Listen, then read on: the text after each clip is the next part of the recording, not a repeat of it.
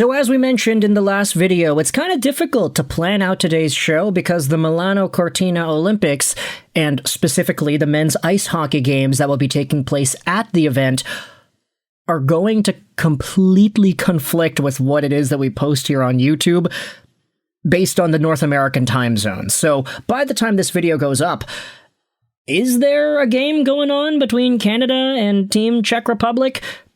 I mean, 7:40 my time, which means that the game's probably over by 10:40. I mean, this video is going to be uploaded at 10, so maybe the game's still actually going on. I don't know.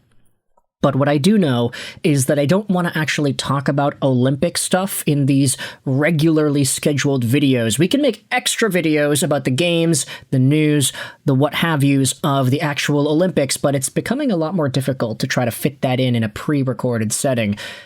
I say that because I pre-record the early videos of the day before I go to bed, and then we do the last two of the day when I wake up. So, yeah, Team Canada might be playing Team Czechia right now at the time of this video's publication, but that does not change what I wanted to talk about in this video commentary, because I wanted to talk about one of the best defensemen on Team Czechia right now. It's Filip Hronek, currently of the Vancouver Canucks, formerly of the Detroit Red Wings. He was drafted by them back in 2016, and he played a good number of years in the Red Wings and Grand Rapids Griffins systems, developing into a stable 30, 40-point caliber paced guy before inevitably getting traded to the Vancouver Canucks. Now, Filip Hronek, I just wanted to say this at the beginning. The guy has 48 points in 81 games in his first year in Vancouver. A crazy good year. And even a year that you could say that he was disappointing because he didn't really produce too much in the second half of that season. The next year, Hronek dips to 33 points in only 61 games. And this year, he's on pace for 46 points over 82 games on the Vancouver Canucks. That's absolutely amazing. The fact that this guy is on pace to being just a hair below his career high in overall points on a team as bad as Vancouver is an outstanding freak of nature type feat that I don't think we should let go of, and let go unannounced. Filip Hronek is 28 years old. He's a right-handed defenseman. He's the best defenseman on the Vancouver Canucks since the departure of Quinn Hughes.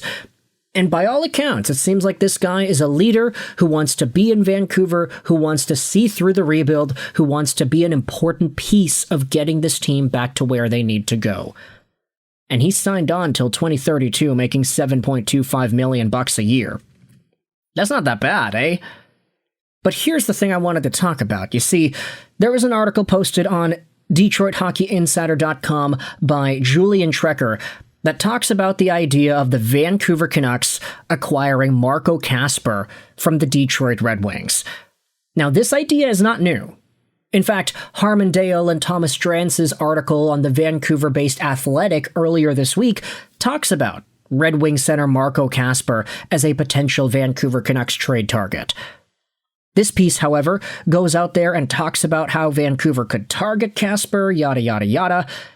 And then it says this piece of info, which I actually can't verify, but I thought was interesting nonetheless. According to reports, Detroit could be interested in targeting more than one player in Vancouver. Both Elias Pettersson and Filip Hronek were linked to Detroit in the past. To bring either of them to the organization would have a significant cost for Yzerman. Kasper could end up being part of a deal with Vancouver, especially to fulfill immediate needs in Detroit. Again, I couldn't verify this, but I thought it was super interesting, the idea of Filip Hronek being potentially linked to the Vancouver Canucks. And when you think about it, obviously this is a former Red Wing. He was very good, very young, very unpolished, but still on the up and up. Filip Hronek is a guy that a lot of Red Wings fans have different opinions about because of the status as to which he was traded within. For example, if we go back over to this post made on our Detroit Red Wings subreddit from 7 months ago, so pretty much before the season began, this was during the summer of last year, Franco Roja goes out there and talks about the Filip Hronek to Vancouver trade in Hindsight. I understand that this trade landed us Axel Sandin Pellikka, but I'm starting to wonder if the trade makes as much sense in hindsight. At this point, ASP has to pang out big time for the trade to be considered a win.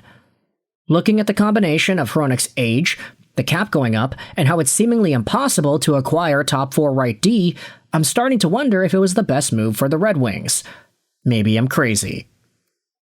Now, I think the top reply essentially sums up most people's thoughts. Time is on the Red Wings side with the Filip Hronek trade. Definitely, it doesn't matter if Hronek is hitting his prime years from now, if the cup window is another 5-ish years from now. I get that there's value in getting to the playoffs sooner rather than later, but it's wasted if the Red Wings don't have the overall strength of a roster to make a deep run of it. And look, these Red Wings fans are talking about it from 7 months ago. I understand it. It makes sense. This thought process is very fair, and I'd say it's very valid for the time period. But it just so happens that the Red Wings are a lot better than we all really expected, right? Especially 7 months ago. Nobody would have expected the Detroit Red Wings to being in this spot of the NHL standings. They are tied for 6th overall in the National Hockey League. They have more points than the majority of the NHL teams. They are doing extraordinarily well. And when you isolate what this season is for Detroit, now it becomes a little bit interesting to look at that Hronek trade however many years after it had been done. Yes, it's true. The Red Wings got the first-round pick, which inevitably became Axel Sandin Pellikka, and a lot of fans are happy with that. They took Danielson, top 10. They took ASP, top 20. It's a really good transaction of prospects, and Steve Yzerman probably doesn't regret those choices.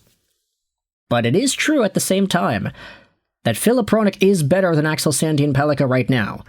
I get it, you can say that ASP has done some really good things in terms of his overall point production. He's on pace for 25 points.